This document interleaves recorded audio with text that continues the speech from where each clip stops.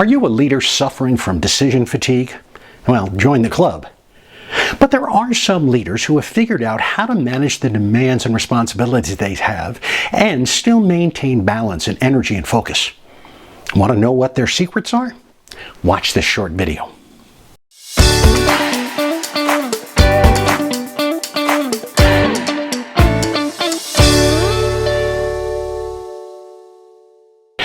It kind of sneaks up on you, said a senior manager I was interviewing recently. When I think about it, he said, it takes different forms depending upon what I'm doing, but it's really tough to just stop and think when it starts to happen and say, hey, wait a minute, I've been suffering from decision fatigue. What can I do about it? As I continue to interview those in senior positions about their challenges with overwhelm, this is a familiar theme, more than probably most of them would like to admit. In a recent Wall Street Journal Vistage study, 87% of CEOs said they suffer from burnout at least a portion of the time. You've probably seen similar results in the media and online. In other words, this is kind of a big deal, not just for those on the front line and in the middle ranks, but those who are setting organizational direction. In studying this for a long time, I've discovered the secret to managing burnout is to make fewer daily decisions.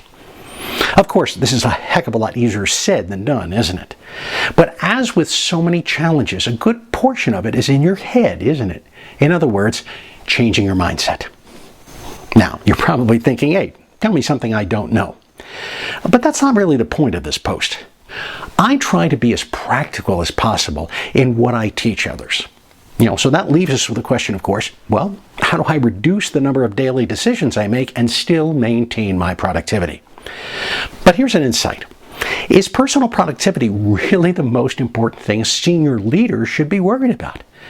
Shouldn't the people around you be doing the producing while you set the direction?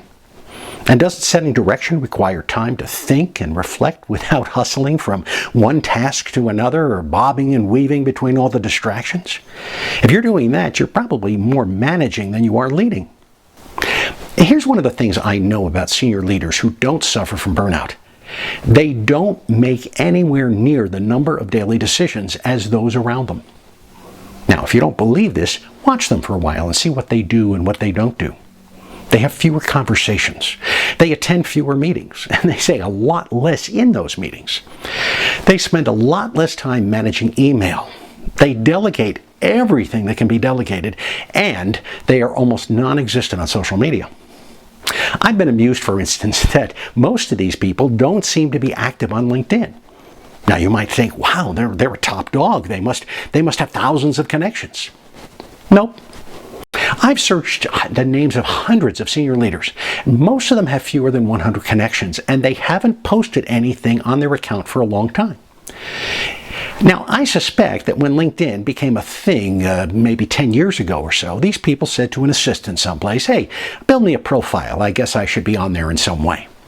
And they haven't checked it since. If they want to connect with someone and get some insights or have a conversation or build a relationship, they send an email or they make a phone call, which seems to be a lost art for an awful lot of people these days.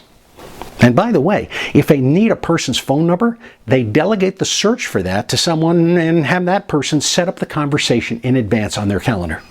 So, how do you get to this point? Well, begin at the margins. You're not going to overcome your overwhelm overnight. Make no your default rather than yes. Delegate everything, and I do mean everything. Don't rationalize by saying, oh, well, it's just easier if I do it, or, hey, they've got enough on their plate, or, oh, they won't do it the way I want it done. Just do it, and adjust over time. Block more of your time on the calendar, and keep it blocked. Don't let those got-a-minute issues invade those times. Put the phone in a drawer, leave the office and don't tell them where you're going, or maybe don't come in the first place. Those who manage these pressures and distractions the best ignore the urgent and focus on the important. Now, you want more practical ideas like these?